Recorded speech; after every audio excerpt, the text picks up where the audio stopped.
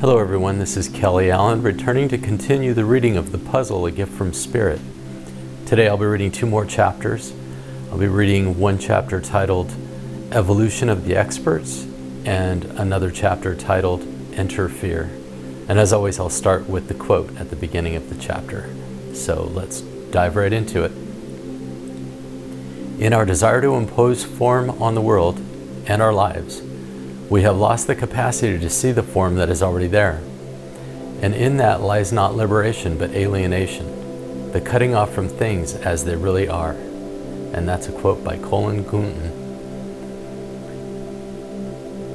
Evolution of the Experts. It was interesting to watch as individuals set out to explore their surrounding tables and the groups represented at these tables. Some approached the other tables with a sincere interest, wanting to learn what had been revealed in the alternate puzzles, while others went in armed with huge insecurities about their own group's understanding of the puzzle. The latter, therefore, sought out only to find differences that they could report back to their home camp. Still others visited neighboring tables with the intention of saving these individuals from their, quote, false understanding, and with a determination to convert them to what they themselves had found to be true insights, revealed to them and confirmed by truth.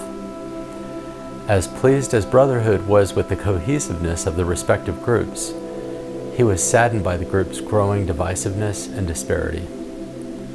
As things evolved between the groups, the individuals within the differing groups began to solidify in their beliefs and understanding of the puzzle's representation, so much so that within the groups they even assigned leaders within their ranks to provide the groups with direction in further solidifying, affirming, and defending the truth of the puzzle's picture and all it represented to them.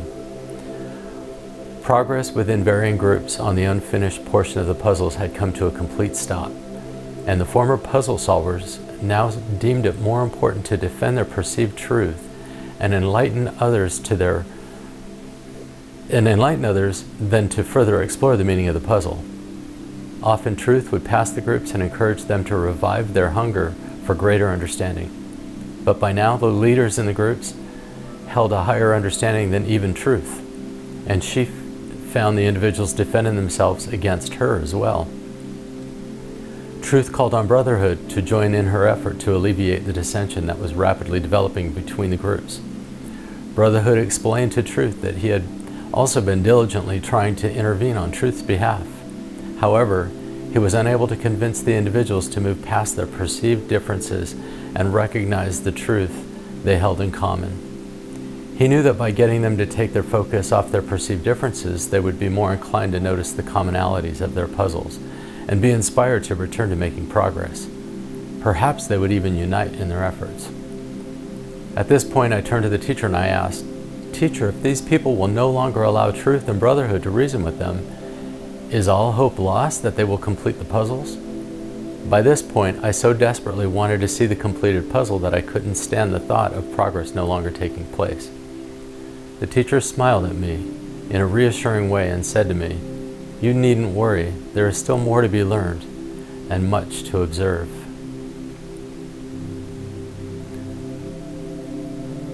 Here's a quote by Wallace D. Wattles.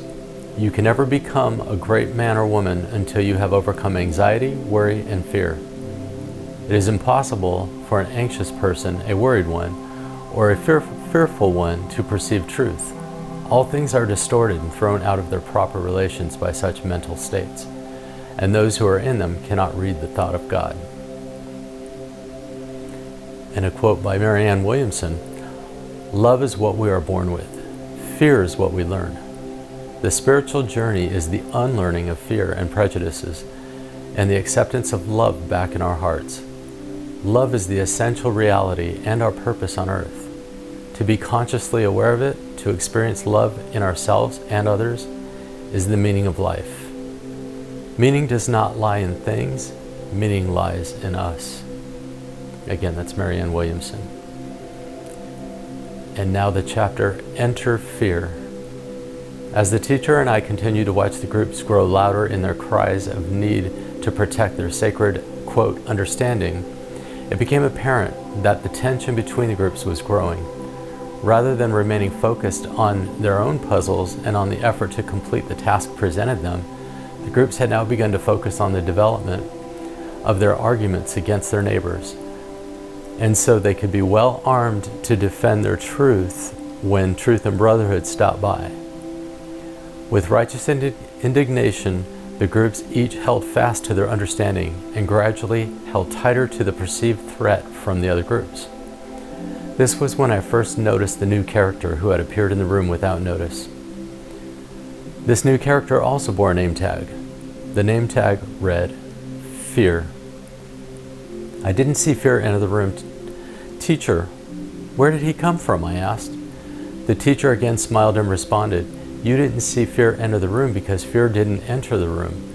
You see, Fear was introduced by the very people truth and brotherhood have been seeking to help.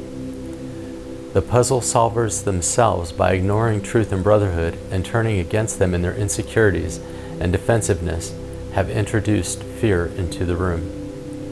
As I continue to watch, fear moved from group to group, inciting false concerns and ever-increasing worry. My heart sank with understanding. I could see the direction this was going. More importantly, I was beginning to understand the greater meaning this represented. The teacher turned to me, and I was surprised to see he had tears in his eyes. I asked the teacher, Why are you sad, teacher? He replied, I am not sad. I too see where this is going, and I am all too familiar with where this has gone over and over again. But I cry tears of joy, for I am able to discern your perception and understanding. Your hunger for truth and brotherhood has led you here. Please continue watching with an open heart and mind. I had never noticed it before, but on one side of the room was a cafeteria counter. There was a sign on the wall above that read lunch at noon. There was also a clock on the wall, which read 11:45. I assumed this meant that everyone in the room would be given the opportunity to take time out from their puzzles and participate in a lunch break. I assumed wrong. I continued to watch as the groups continued to set up their defenses one against another. They began to construct dividers between each other with partition walls found in the room. They separated their tables and began to section off the room into respective group zones. By the time noon came, one group had sectioned off access to the cafeteria, thereby eliminating the ability for other groups to partake in the food provided at lunchtime. The group with access to the cafeteria reveled in the fact that they had a surplus of food and drink and announced to the other groups that this was their reward for having solved the puzzle and for possessing the true understanding of the puzzle. Brotherhood and Truth visited the group and encouraged them to share the food with the others, but the group leaders insisted that the others could enjoy the same blessings if they joined this group and held to everything it represented. Once again, my heart felt like it would explode with what these actions revealed to me. As time went on, the tension between the groups grew stronger. Eventually, no one worked on puzzles at all, but focused all energy entirely on securing boundaries to the extent that it became difficult for Truth and Brotherhood to pay even occasional visits. And that concludes the reading for today. The next chapter that I'll be reading in the next video will be the first signs of war.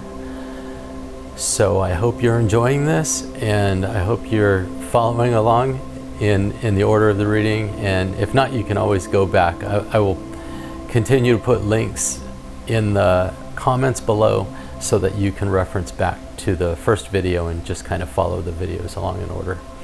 And thank you again for joining me. I really appreciate it, and I hope you're enjoying hearing the reading as much as I'm enjoying reading it to you.